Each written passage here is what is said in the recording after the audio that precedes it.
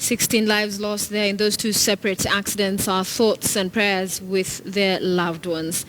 In other news, after days of being in South Sudan at the center of the fighting there, hundreds of Kenyans have today been brought home by the Kenyan government.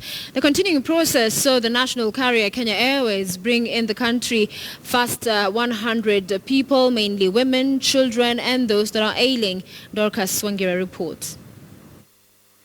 Home at last, relief. A great burden lifted off their shoulders. Tonight, those most vulnerable will sleep on Kenyan soil.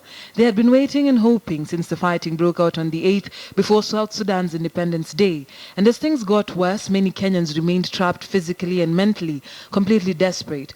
As other governments of other countries evacuated their own, many believed their government had turned its back on them. Thursday, we spoke to Josh Karaoke, who was still in Juba at the time. Josh came back Friday night via Kenya Airways, his family incurring all costs. We thought that our plans to evacuate us or anything, but the embassy staff told us there is no plan. The same day he left was the same day a call out was made to Kenyans in Juba and other parts of South Sudan to assemble at the Kenyan embassy. They were registered. The Foreign Office says close to 2,000 of the tens of thousands living in South Sudan. And as the process began Saturday, evacuating first the most vulnerable, pregnant women, the ailing and children. Ile kitu niliona ni wakati walianza kusherekea na nikashangaa kama watu wanaweza wawa na watu wengine wakaanza kusherekea kwa bunduki. Vile nimerudi hivi, ningependa kuona wazazi wangu na niona watoto wangu. Niko na ushuhuda ya kwamba huko ni mahali unaweza kufa anytime. Uliamua kurudi na sasa hivi umerudi mara pili, utarudi huko tena? Mungu ndiye anajua, sababu nimeacha mali yangu huko, haikuchomwa.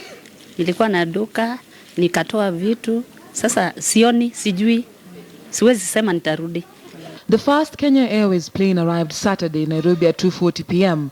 One more would follow shortly after, received by government officials and the Kenya Red Cross Society, who would provide medical and psychosocial support as well as tracing for the families. The government did not take so long. As you will probably know, the president was among the first people to engage with this crisis, has been since 2013. So we have not taken any length, except we have been planning extremely meticulously. And the last 24, 36 hours have been very, very critical.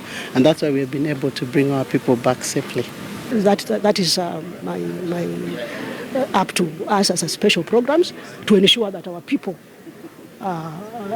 we welcome them and they reach their destination without a problem. Yusuf Hussein and his wife have lived in South Sudan for close to 4 years. He is a businessman whose shop was shelled as it was close to a targeted police station. Even though he stayed in 2013 after the first fighting broke out, this time he has nothing to go back to. His wife will hear none of it. Kuna Wakenya wengine, bibi na bwana, majirani yangu. Watu walikuwa hata kuwaua lakini hawakufanikiwa. Wamepiga mlango marisasi mingi lakini wametoka salama. Hivyo ndio vile majirani waliniambia. Sijawaona hawa lakini ni mambo hivyo. The dreams that sent them to South Sudan for a better life may have waned, flickered with the conflict but have not died. If it cools down, if everything is calm, that's where my business is. More planes are expected, ferrying more Kenyans in coming days. The government carrying out its duty of protecting its citizens. It is still unclear just how many Kenyans have died in the conflict. The reports of 16 truck drivers killed, the government says it still cannot verify. However, those that came tell us they cannot account for many neighbors and friends, especially those outside Juba. An advisory has been issued that Kenyans should not go to South Sudan for non-essential reasons. Kakuma is not close to any fleeing refugees, but it cannot be denied that if South Sudan continues to sneeze, Kenya will still catch its cold. Dorcas Wangira, KTN News, Nairobi.